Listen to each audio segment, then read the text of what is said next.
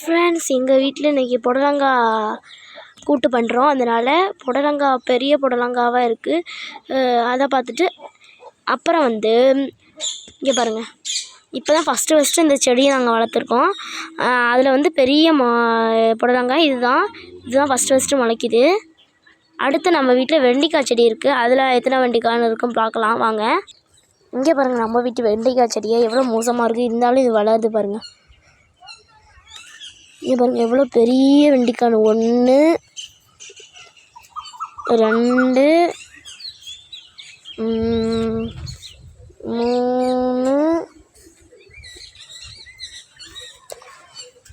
4 5 6 இந்த 7 இருக்குது ஃப்ரெண்ட்ஸ். அப்புறம் இங்கேயே ஒரு புடலங்காய் செடி இருக்குது. அது சின்ன சின்ன புடலங்காயே முளைச்சிருக்கு பாருங்களேன். சின்ன புடலங்காய் முளைச்சிருக்கு. இதுவும் ஒரு புடலங்காய் செடி தான். இந்த மாதிரி கார்டனிங் உங்களுக்கு பிடிச்சிருந்துச்சுன்னா லைக் பண்ணுங்கள். இந்த வெண்டைக்காய் உங்களுக்கு பிடிச்சிருந்துச்சுன்னா